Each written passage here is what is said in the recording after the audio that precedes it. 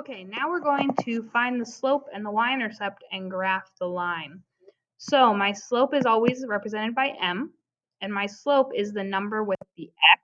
So here it would be 3/5, while my y-intercept is the constant by itself, which would be 2.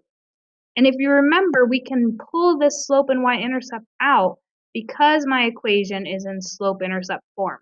It's solved for y, and my x term comes before my constant. So the only way I can just pull a y-intercept and a slope out is if my equation looks like this.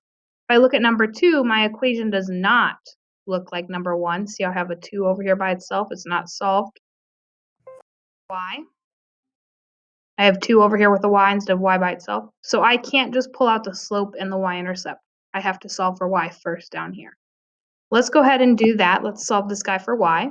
So to solve for y, I'd have to divide by 2, and I have to divide each piece by 2.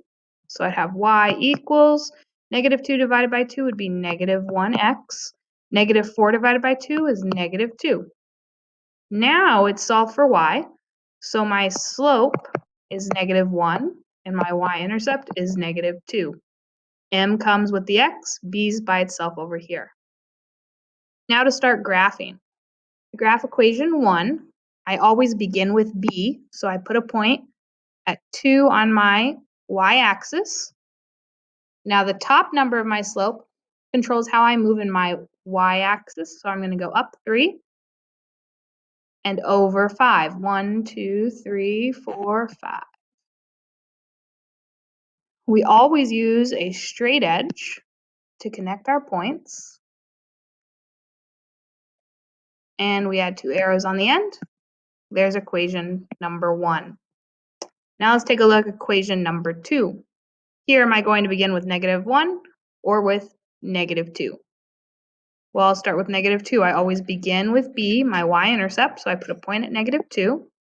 Now my slope is -1 over 1. If I have a whole number, I can put a 1 underneath it. So I'm going to go down 1 because it's negative, to the right 1. I can always add another point if I'd like. Then I'm going to use my straight edge. Bring it over. Draw my line. There's line number 2. So that's how we graph equations once we put them in slope-intercept form.